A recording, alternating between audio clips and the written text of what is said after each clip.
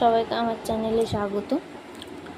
আজকে আমি আপনাদের জন্য নিয়ে চলে এসেছি একটা ভয়ের গল্প। ঠিক আছে, তো গল্পটার নাম হচ্ছে ওইজা বোর্ডের শেষ খেলা। সৌরভ চক্রবর্তীর কলমে ওইজা বোর্ডের শেষ খেলা। তো বেশি কিছু না বলে শুরু করা যাক। রক্তের ফোঁটাগুলি ব্যান্ডেজ চুঁইয়ে মেঝেতে পড়ছে। সমীর প্রায় নিথর হয়ে বসে আছে চেয়ারে। সামনে সোফায় একই অবস্থায় আরও তিনজন, দুটো মেয়ে, একজন ছেলে। না, তাদের দেহে কোনো ক্ষত নেই ঠিক, কিন্তু কিছু সময় ধরে পরপর যা ঘটছে তাতে তারাও এখন বাকশক্তিরহিত। ঘরে একটি মাত্র ল্যাম্প জ্বলছে টিমটিম করে। ব্যাটারি ফুরিয়ে গেলে অন্ধকারে ছেয়ে যাবে ঘর। লোডশেডিং হয়েছে অনেকক্ষণ। এভাবে কিছুক্ষণ সময় কাটানোর পর নিস্তব্ধতা যখন প্রায় স্নায়ুশূন্য করে তুলেছে, ঠিক তখন একটা মেয়ে সোফা থেকে উঠে দাঁড়িয়ে সমীরের কাছে এলো এবং কিছু একটা বলার জন্য ঠোঁট দুটো ফাঁক করলো। সমীর সম্পূর্ণ নাম ধরে ডাকার আগেই আবার ঘরের কোনো এক কোণে তীব্র শব্দে একটা কাঁচের গ্লাস ভাঙার শব্দ শোনা গেল। প্রচণ্ড চিৎকার করে মেয়েটি দাঁড়ানো অবস্থা থেকে ছিটকে আবার সোফায় বসে পড়ল। বাকিরা কেঁপে উঠল নিশুতি রাত্রেরা ঝনঝনাত শব্দে। এই অন্ধকারে আধিভৌতিক কাঁচ ফাটা শব্দ থেকে পুরোপুরি সামলে ওঠার আগেই আর একটা ঘটনা ঘটল। তাদের মাথার উপরে ঝাড় লণ্ঠনটা জ্বলে উঠল এবং প্রায় সঙ্গে সঙ্গেই তাদের সামনে রাখা স্মার্ট টিভিতে বিদ্যুৎ সংযোগের অস্তিত্ব টের পাওয়া গেল। কারণ টিভিটা দু একবার ঝিরঝির করে কোনো একটা ইউটিউব চ্যানেল নিয়ে চলতে শুরু করেছে। তার মানে ইন্টারনেট আবার কাজ করছে। এতক্ষণে শ্মশানপ্রায় ঘরটা আলো এবং টিভির শব্দ পেয়ে যেন কিছুটা স্বাভাবিক হলো, কিন্তু তাতে উপস্থিত চারজনের ভয় পুরোপুরি কাটল না। তারা এক দৃষ্টিতে টিভির পর্দায় চেয়ে রইল। একটা ইন্টারভিউ দেখাচ্ছে সেখানে। ইন্টারভিউয়ার মহিলা অন্য একজনকে প্রশ্ন করছেন। উত্তর যিনি দিচ্ছেন তিনি পুরুষ না মহিলা কিছুই বোঝার উপায় নেই, কারণ তিনি মুখোশ পরে বসে আছেন। মহিলা প্রশ্ন করলেন, ওইজা বোর্ডের মতো বস্তু যা অনেক দেশে নিষিদ্ধ, তা আপনি ব্যবহার করছেন কেন? প্রথমে একটা ফ্যাঁসে হাসি শুনতে পাওয়া গেল উত্তরকর্তার কাছ থেকে। তারপর তিনি বললেন, কারণ আমাদের দেশে মানুষ প্রেতাত্মায় বিশ্বাস করে, তাদের সঙ্গে কথা বলতে চায় এবং বুক ভর্তি বিশ্বাস নিয়ে কথাও বলে। আর আমি এদের সবার বিশ্বাসকে শ্রদ্ধা করি বলে এদের সাহায্য করি মাত্র। আমার যা শক্তি আছে তা ওইজা বোর্ডই সীমাবদ্ধ বলে আমি ওইজা বোর্ড ব্যবহার করি। কথা বলার সঙ্গে সঙ্গে হাত নেড়ে অদ্ভুত অঙ্গিভঙ্গি করছিলেন সেই ব্যক্তি। কিন্তু মার্গারিটা সব দর্শকদের আরেকটু খোলসা করে বলুন ওইজা বোর্ড নিয়ে। এবার বোঝা গেল তিনি একজন মহিলা এবং নাম মার্গারিটা। কিন্তু সেটা ঘরে উপস্থিত চারজন এতক্ষণ বক্তার কণ্ঠস্বর শুনেও বুঝতে পারেননি। কেমন ঘরে এক কণ্ঠ। তাদের এই অবস্থায় ওই রকম কণ্ঠ শুনে ভয় আরও বেড়ে গেল। কোথাও কোনো শব্দ নেই। মাঝে মাঝে ঝাড় লণ্ঠনের আলোগুলো বয়সের ভারে জ্বলছে আর নিভছে, আর মার্গারিটা কথা বলে চলেছে। আলাদা করে বলার কিছুই নেই। কেউ কোনো প্রেতাত্মার কবলে পড়লেই কিংবা কোনো মৃত ব্যক্তির সঙ্গে কথা বলতে চাইলে আমি ওইজা বোর্ডের মাধ্যমে তাদের সঙ্গে সেই প্রেতাত্মার পরিচয় করাই মাত্র। তারপর তারা নিজেরাই কথা টথা বলেন, এই আর কি। কিন্তু সেটা অন্য কোনো পদ্ধতিতে কিংবা বাজার চলতি কোনো প্ল্যানচেটের নিয়মের নয় কেন? ইতিহাসে উল্লেখ আছে এরকম কিছুও তো হতে পারত। প্রশ্ন শুনে আবার হাসলো মার্গারিটা। কি বিচ্ছিরি সে হাসি! সে হাসি শুনে সমীরের গায়ে কাঁটা দিল। রক্তাক্ত ক্ষতে আবার ব্যথা জানান দিল। বাজার চলতি ইতিহাস? ছো! কিছুক্ষণ থেমে বলল মার্গারিটা। ইতিহাস, ইতিহাস কিন্তু বলছে খ্রিস্টপূর্ব 1100তে যখন চীনের বিখ্যাত সং রাজবংশ রাজত্ব করছিল, ঠিক তখন থেকে এই ওইজা বোর্ডের ব্যবহার শুরু। তার মানে ঐতিহাসিক প্রেক্ষাপটে সবচেয়ে পুরনো প্ল্যানচেট টেবিলের অন্যতম এই বোর্ড। আর বাজার চলতি, আমি শুধু ব্যবসা করি না, মানুষের ভয়কে মানুষের সামনে এনে ফেলি, তারপর আমার হাতে কিছুই থাকে না। বেশ, কিন্তু মার্গারিটা, আপনি আপনার চেম্বারে কাউকে মোবাইল নিয়ে প্রবেশ করতে দেন না কেন? কেন তুমি মোবাইল নিয়ে আসতে চাও?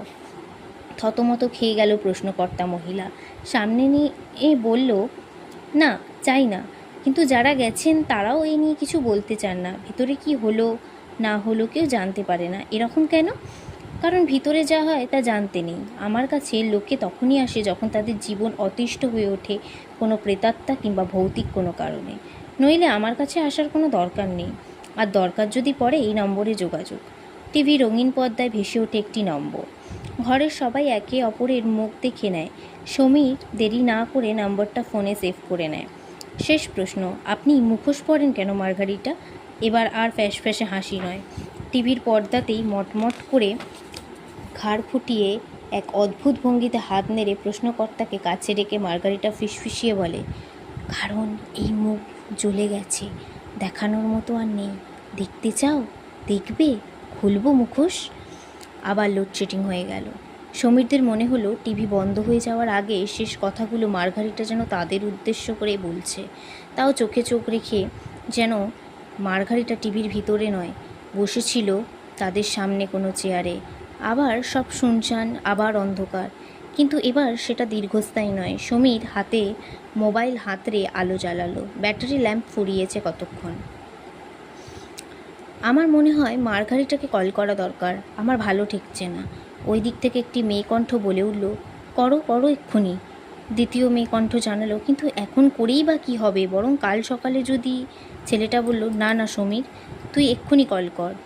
এই ঘরে আজ রাত কাটানো সম্ভব নয়। সমীর মোবাইলে মার্গারিটার নাম্বারটি ডায়াল করলো। রিং হচ্ছে না, রিং নয়, রিংটোনে কেউ কাঁদছে, ফুপিয়ে কাঁদছে। এরকম রিংটোন হয় নাকি কারো? হ্যালো। অন্য প্রান্তে মার্গারিটার কণ্ঠ শুনে সমীর কেঁপে উঠল। কিন্তু কি বলবে সে? কিছুই তো ভাবেনি সে ফোন করার আগে। হ্যালো, মরার আগে শেষ চেষ্টা করে যাও। এবার সমীরের চোখ কুঁচকে গেল। কি বলছে মার্গারিটা? সে জিজ্ঞাসা করলো, মানে কি বলতে চাইছেন? সেই বিচ্ছিরি বিদঘুটে হাসি ভেসে এলো মোবাইলের ওপার হতে। আমাকে সবাই মৃত্যুর কাছাকাছি এলেই মনে করে, অথবা মরার পর। আবার সেই হাসি, আবার সেই কণ্ঠ। যা বলার জলদি বলো, সময় কম। TikTok TikTok. সমীর শুনতে পেল মার্গারিটার কথা মতো তার ঘরের গ্র্যান্ডফাদার ক্লকেও একই তালে টিকটক টিকটক শব্দ হচ্ছে। আমি আপনার সঙ্গে দেখা করতে চাই। আমাদের ঘরে কেউ আছে যে আমাদের সহ্য করতে পারছে না, বারবার আঘাত করতে চাইছে। চলে এসো এক্ষুনি, আমি অপেক্ষা করছি। এখন? এত রাতে? 11টা বাজে। বাঁচতে চাইলে আসতে হবে। ঠিকানা এখনই টেক্সট করে দিচ্ছি। আচ্ছা, আসছি। আর শোনো, আসার আগে দুটো কথা। কি? এক, আমার ফিস দেওয়ার মতো টাকা সঙ্গে অবশ্যই রাখবে। আচ্ছা। আর দ্বিতীয়ত, ঘর থেকে বেরোনোর আগে মেঝেতে হাঁটু গেড়ে বসে তোমার অনিষ্টকারীকে অনুরোধ করবে তোমার সঙ্গে আসার জন্য। বাকি আমি দেখে নেব। সমীর এবার ঘাবড়ে গেল, চুপ করে রইল। মার্গারিটা জানতে চাইল, বুঝতে পেরেছ? হুম, করব। ফোন কেটে গেল। সমীর বাকিদের জানালো মার্গারিটা কি করতে বলেছে। কেউ আর ওই ঘরে এক মুহূর্ত এভাবে কাটাতে রাজি ছিল না। সমীর মোবাইলে ঠিকানা দেখে নিল। বাইরে তাদের গাড়ি দাঁড়িয়ে আছে, পৌঁছতে আধ ঘন্টাও লাগবে না। মার্গারিটার কথা মতো সবাই মেঝেতে হাঁটু মুড়ে বসে পড়ল এবং হাত জোর করে মনে মনে অতৃপ্ত আত্মাটাকে অনুরোধ করলো তাদের সঙ্গে আসার জন্য। তাতে আর কি লাভ হলো জানা নেই, তবে দুদিন ধরে বন্ধ হয়ে থাকা দরজা কপাট হঠাৎ শব্দ করে খুলে গেল। ওরা গাড়ি নিয়ে মার্গারিটার চেম্বারের উদ্দেশ্যে রওনা দিল। আধ ঘন্টার রাস্তা ঝড়ের গতিতে কাটল 15 মিনিটে। প্রায় জনশূন্য রাস্তা, আর স্ট্রিট লাইনের হ্যালোজেন সারা রাস্তা শুধু পরিহাস করছে এই চারজনকে নিয়ে। শেষ 5 মিনিট একটা দমকা হাওয়া বইতে শুরু করেছিল। হুটখোলা জিপ গাড়িতে বসে 130 স্পিডে এরকম পরিবেশে যে পড়েছে সেই একমাত্র জানেই অবস্থা কতটা ভয়াবহ। গাড়ি এসে থামলো একটা ছোট দোতলা বাড়িতে। সাধারণ বাড়ি, আর 5টা দোতলা বাড়ি যেরকম হয়, কিন্তু আলোর ব্যবহার বাড়িটাকে অন্য 5টা বাড়ির থেকে আলাদা করে দিয়েছে। আলো আধারিতে একাকার হয়ে দাঁড়িয়ে আছে বাড়িটা। সমীর বাড়ির ফলক দেখে বুঝতে পারল এটাই মার্গারিটার অফিস। একজন দারোয়ান গেট খুলে দিল। সমীর গাড়ি নিয়ে সোজা ভিতরে ঢুকে পড়ল। গাড়ি নির্দিষ্ট জায়গায় দাঁড় করিয়ে চারজন অফিস ঘরের দিকে এগোলো। এত রাতেও যে এই অফিস খোলা থাকে তা দেখেই বোঝা যাচ্ছে। অদ্ভুত এই অফিস। এই অফিসের কর্মচারীরাও কীরকম যেন কোনো রঙ্গমঞ্চে সবাই নিজের জন্য বরাদ্দ অভিনয়টুকু করে যাচ্ছে। রিসেপশনে বসা মেয়েটি আশ্চর্য রকম সুন্দরী, কিন্তু তার চোখের নিচে কান্নার জলবিন্দু আঁকা। সে যেন খুব দুঃখ পেয়েছে যে কাউকে কোনো ভৌতিক সমস্যায় পড়ে এই অফিসে ছুটে আসতে হয়েছে। পরনের পোশাকটাও ভারতীয় পোশাক বলে মনে হচ্ছে না। ফ্যাশন ডিজাইনিংয়ে পড়া সমীর খুব সহজেই বুঝতে পারল ইতালি অপেরা সঙ্গীতে ব্যবহৃত ফ্লোরাল গাউন পোশাকটা পরে আছে সে। চারদিকে জ্বলছে কড়া নীল আলো। কান্না চোখে মেয়েটি তাদের জন্যই যেন অপেক্ষা করছিল। মোবাইলগুলি জমা নিয়ে চোস্ত ইংরেজিতে বলল, দিস ওয়ে স্যার। হাত দিয়ে দেখানো দিক ধরে কিছুটা এগোতেই একজন মহিলা এসে সমীরদের পথপ্রদর্শক হলো। মহিলার মুখে ঠোঁটের দুপাশ বেয়ে উপচে পড়ছে হাসির তুবড়ি, যেন নতুন খদ্দের পেয়ে সে খুব খুশি। যে পোশাকটি মহিলা পরে আছেন তা স্পেনের বিখ্যাত আনসু একটি উপজাতির আউটফিট। কিন্তু এখানে সবাই কেন বিভিন্ন দেশের বিভিন্ন পোশাক পরে ঘুরছে তা তারা কেউ বুঝতে পারল না। পরপর দুটি প্রায়ান্ধকার ঘর পেরিয়ে একটি আলো ঝলমল ঘরে এসে উপস্থিত হলো চারজন। ঘরে প্রবেশ করে পেছনে ফিরে সমীরা কেউই আর মহিলাটিকে দেখতে পেল না, কিন্তু পরিবর্তে সামনে দেখতে পেল মার্গারিটাকে। পরনে সুপ্রাচীন রোমান মিলিটারি পোশাক, কালো টিউনিক পরে আছে গায়ে, কোমরে বেল্টাস নামক লোহার বেল্ট দিয়ে কালো ব্রাশাই ট্রাউজার পরা এবং গায়ে গ্রিভসের রক্ষা কবচ, মুখে আটকানো বিভৎস মুখোশ। ঘরের আলোগুলি একে একে নিভে যাচ্ছে আর মার্গারিটা দুহাত নেড়ে সমীরকে কাছে ডাকছে, এসো সামনে এসো। সমীর কিছুটা ইতস্তত করে এগিয়ে গেল সামনে। মার্গারিটার সামনে একটি বড় ধাতব টেবিল এবং চারপাশে বেশ কয়েকটি কাঠের চেয়ার। মার্গারিটা হাতের ইঙ্গিতে বসতে বলল। চারজন চারটে চেয়ারে বসে পড়ল। খুব তাড়াতাড়ি চলে এলে তোমরা, আধ ঘন্টাও লাগলো না। এত কিসের তাড়া ছিল তোমাদের? আসলে হ্যাঁ, বলো বলো, শুনছি। সমীরকে থামিয়ে আবার এক প্রস্থ সেই ফ্যাসফ্যাসে হাসি হেসে নিল মার্গারিটা। আসলে আমরা এতটাই ভয় পেয়েছিলাম যে জিভ খুব জোরে ছুটিয়ে পৌঁছে গেছি। বাহ, বেশ ভালো। তা এই আমরাটা কারা? পরিচয়? আমার নাম সমীর, এরা আমার বন্ধু। হাত তুলে সমীরকে থামায় মার্গারিটা। এদের পরিচয় এরাই দিতে পারবে আশা করি। এবার বাকিরা কথা বলে। আমি তৃষিতা। তৃষিতা? প্রেতাত্মার সঙ্গে নামের মিল আছে। তারপর? আমি কৃষাণু। আচ্ছা, আর তুমি? মার্গারিটা এবারে প্রশ্ন তার পাশের চেয়ারে বসা দ্বিতীয় মেয়েটিকে। আমি খেয়ালি। বেশ, পরিচয় শেষ, এবার ঘটনা বলো যে কেউ। সমীরই ভয় ভয় বলতে শুরু করে। আমরা বন্ধুরা মিলে ঠিক করেছিলাম আমরা আউটিং করতে আসবো কিছুদিন ঘুরে ফিরে, তারপর আবার ফিরে যাব। এটাই ছিল মূল লক্ষ্য। কিন্তু কোথায় যাব, কি করব, এগুলো কিছুই ঠিক করতে পারছিলাম না। তারপর একদিন তৃষিতা ফেসবুকে একটা পোস্ট করে যে শহরে উপকণ্ঠে একটু নিরিবিলিতে যদি কোনো বাংলো বাড়ি বা এই জাতীয় কিছু থাকে তাহলে আমাদের জানাতে। সেই মতো একজন লোক আমাদের সঙ্গে আলাপ করে এবং নীলভিলার কথা জানায়। পরবর্তীকালে আমরা ওর সঙ্গে দেখা করি এবং বুকিং করে ফেলি।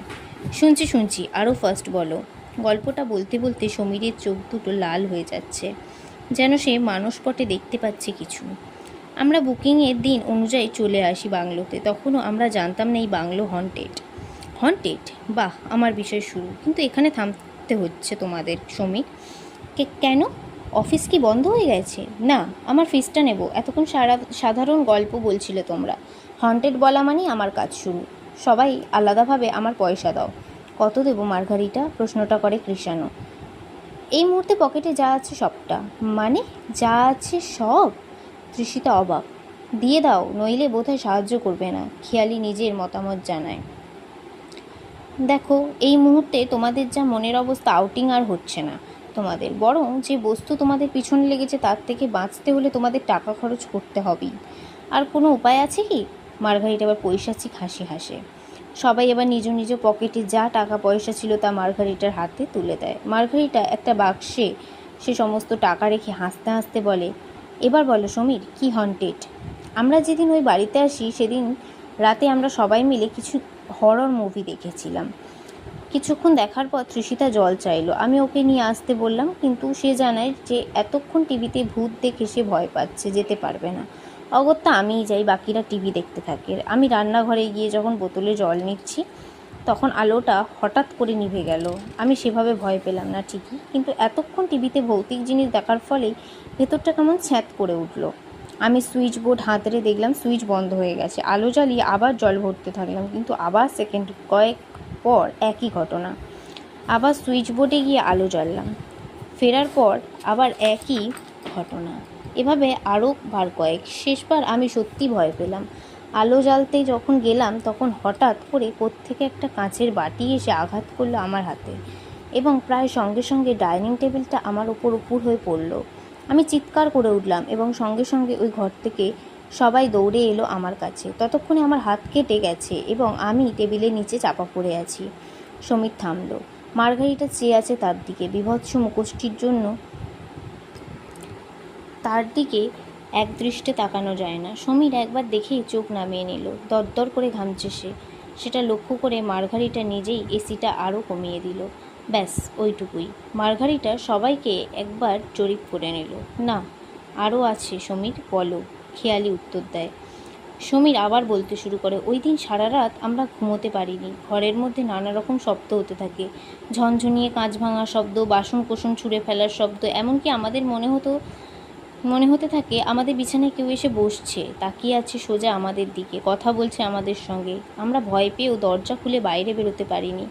কেউ যেন বাইরে থেকে আটকে দিয়েছিল দরজাগুলি। যদিও এখানে আসার সময় তোমার কথা মতো প্রার্থনা করায় আচমকাই দরজা খুলে গিয়েছিল। আর বাড়িতে না বা চেনা পরিচিতদের ফোন করতে চেয়েও ব্যর্থ হয়েছি, নেটওয়ার্কই ছিল না। অথচ আজ আমাকে একেবারেই ফোনে পেয়ে গেলে। এরকমই হয়, আমার লাইন এঙ্গেজ করার সাহস কোনো অশরীরীর নেই। সমীর মুখের কথা কেড়ে মার্গারিটা আনমনে বলে উঠল। সমীরের চোখ এখনও রক্তবর্ণ। বাকি তিনজনকেও ক্লান্ত লাগছে। মার্গারিটা জিজ্ঞাসা করে, পরদিন সকালে কি হলো? পালিয়ে যাওনি কেন সকালবেলায়? উপায় ছিল না বলে? মানে? রাতে আমরা কখন ঘুমিয়ে পড়ি আমরা বুঝতেও পারি না। ঘুম ভাঙে সন্ধ্যে 6টার পর। তারপর আবার একই দৃশ্য অভিনীত হয়। আমরা কোনো মন্ত্র বলে একই কাজ আবার করি। প্রথমে হরর মুভি দেখি, তারপর আমি জল আনতে যাই, আলো নিভে যেতে থাকে। আমার ওপরে ডাইনিং টেবিল ছুঁড়ে দেয় কেউ। সব আবার ঘটতে থাকে। পরদিনও তাই, একদম তাই। আজকেও একই ঘটনা ঘটেছে এখানে আসার আগে। কেন, কিভাবে, কিছুই জানি না, ব্যাখ্যা নেই।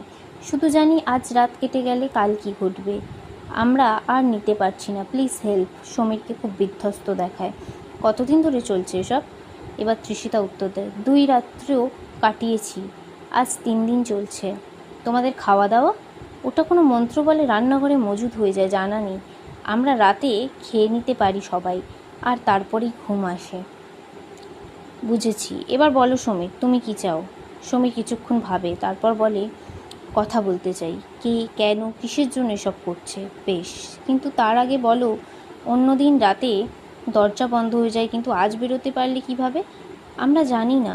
আমি জানি, কারণ ততক্ষণে তোমরা মার্গারিটার সঙ্গে যোগাযোগ করে নিয়েছো। আবার হাসি। বারবার এই ঘিনঘিনে হাসিতে যেন নিজের শ্রেষ্ঠত্ব প্রমাণ করতে চায় মার্গারিটা। আচ্ছা, নাও নো মোর কোয়েশ্চেন। এবার ওইজা বোর্ডের খেলা। টেবিল থেকে হাত নামিয়ে নাও তোমরা। হাত নামিয়ে নিল তারা এবং পরক্ষণেই দেখলো মার্গারিটা একটা সুইচে চাপ দিতেই ধাতব টেবিলটা ওঠানামা করতে লাগলো। আকৃতি পরিবর্তন হতে লাগলো টেবিলের। মাঝের অংশের উপরে ধাতব অংশ মিলিয়ে গিয়ে ভেতর থেকে দেখা দিল কাঠের একটি বোর্ড। তাতে গোল চাকতির মধ্যে ইংরেজি হরফে A থেকে Z, নম্বর 0 থেকে 9 এবং কিছু শব্দ লেখা আছে। সেই শব্দগুলি হলো ইয়েস, নো, হ্যালো এবং গুড বাই। মার্গারিটা বোর্ডের উপর শব্দ করে একটা কাঠের চাকতি রাখলো। খুব মন দিয়ে শোনো, যে কোনো অবস্থাতেই এই চাকতি থেকে কেউ হাত সরাবে না। যদি তা করো তাহলে আমিও কিছু করতে পারবো না। আমার কাছে এরকম অনেক লোক এসেছিল, বিভিন্ন দেশের লোক। তাদের পরিচিত স্বদেশী প্রেতাত্মার সঙ্গে কথা বলতে চেয়েছিল তারা। আমি বলিয়েও দিয়েছিলাম, কিন্তু ভয় পেয়ে ওরা হাত সরিয়ে নেয়।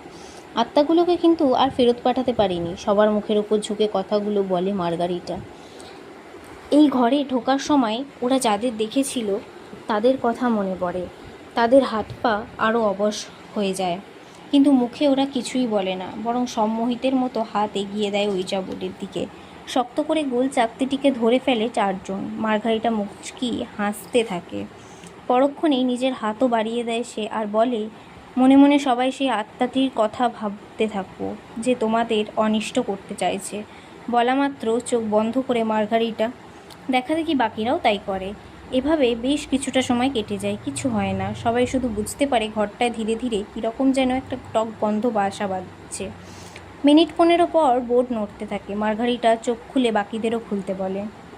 প্রশ্ন করতে থাকে মার্গারিটা, তুমি এসেছো? গোল চাকতি নড়তে থাকে। 5টি হাত নিয়ে সে পৌঁছে যায় ইয়েস শব্দটির ওপর। সবাইকে হ্যালো বলো। এবার চাকতি পৌঁছে যায় হ্যালো শব্দের ওপর। তোমার নাম আমরা জানতে চাই। চাকতি ওইজা বোর্ড জুড়ে ঘুরতে থাকে, কখনো এই অ্যালফাবেট কখনো ওই অ্যালফাবেট ঘুরে শেষ পর্যন্ত যে শব্দটি উঠে আসে তাতে শুধু বাকি চারজন নয়, মার্গারিটা অবধি অবাক হয়ে যায়। কিছুক্ষণ চুপ হয়ে বসে থাকে সবগুলো। অ্যালফাবেট পরপর সাজালে যে নামটি উঠে আসছে তা হলো মার্গারিটা। মার্গারিটার সঙ্গে এক চাকতিতে হাত ছুঁয়ে রাখতে গিয়ে সবার হাত কাঁপছে, কিন্তু মার্গারিটা দমে যাওয়ার পাত্রী নয়। সে প্রশ্ন করে আবার, তুমি কি এদের ছেড়ে যাবে? উত্তর আসে নো।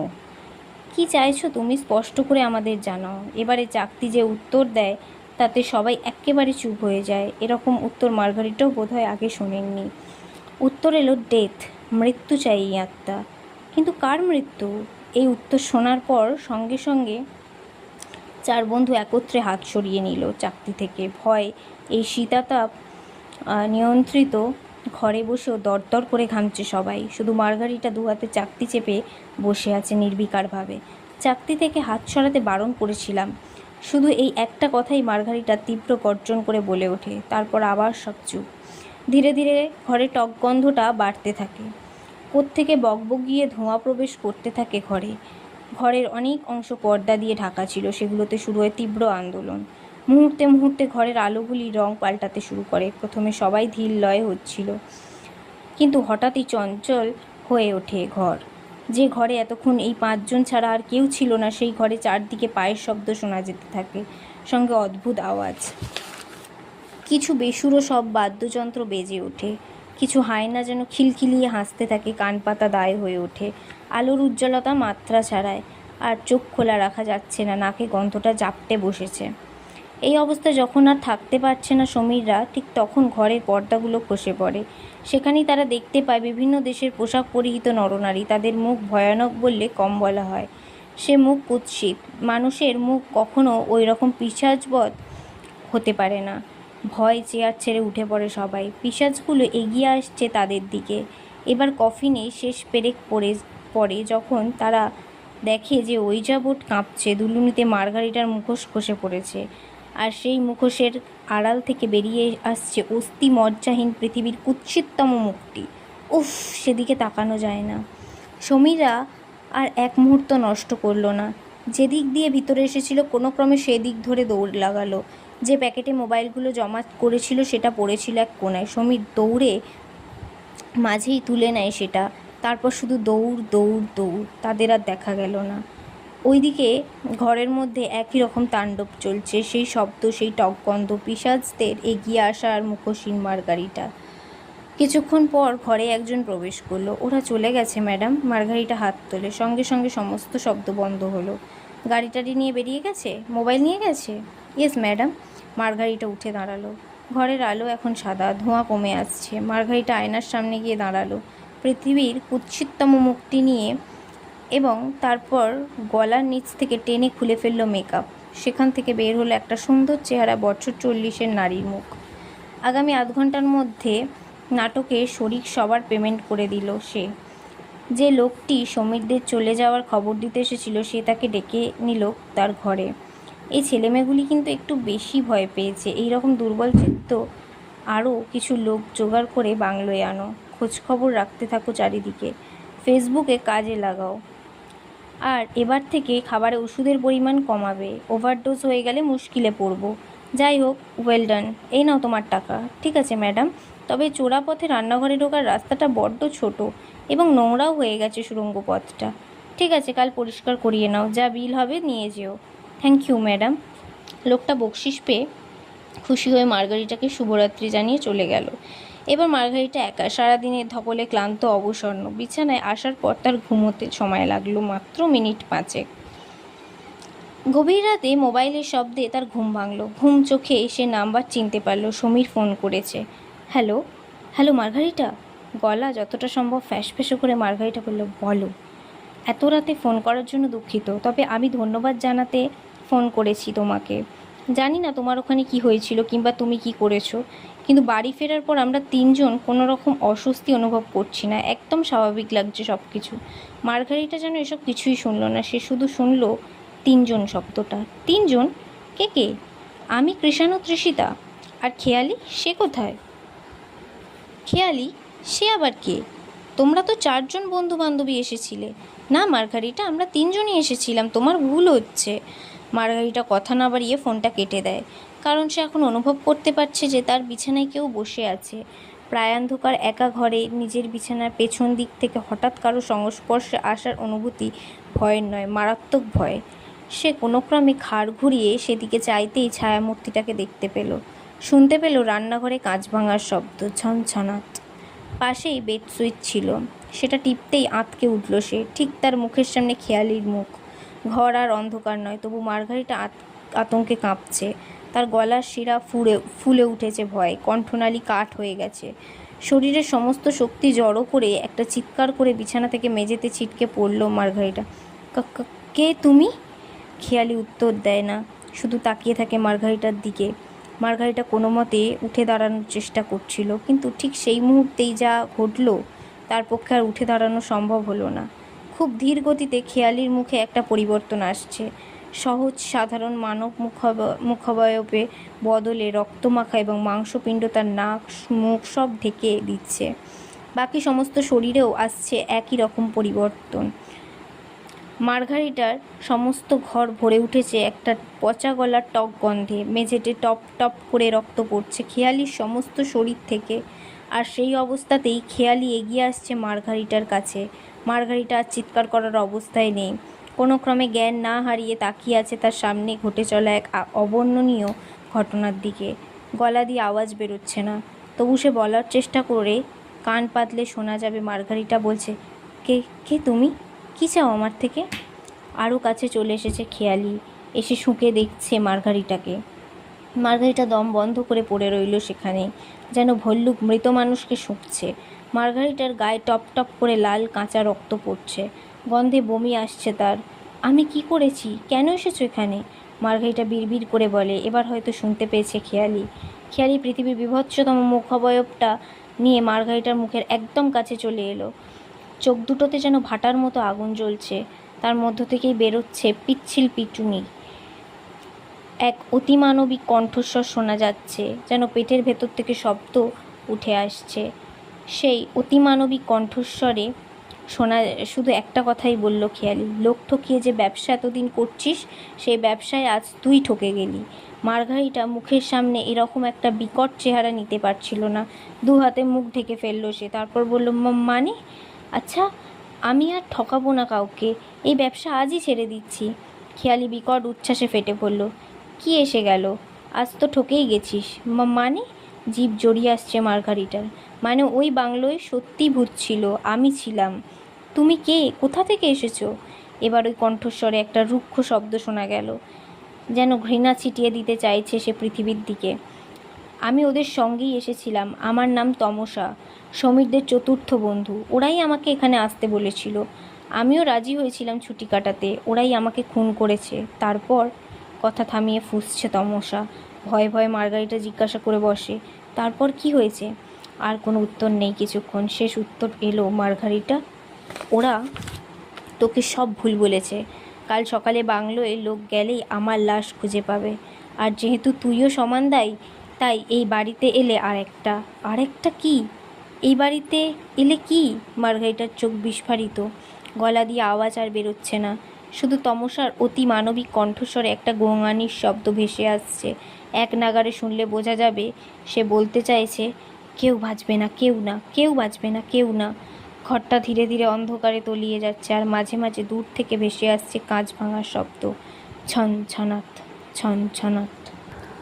গল্পটা কেমন লাগলো সবাই অবশ্যই জানাবে, আর ভালো লাগলে একটা লাইক অ্যান্ড শেয়ার করে দেবেন। আজকের মতো শুভরাত্রি।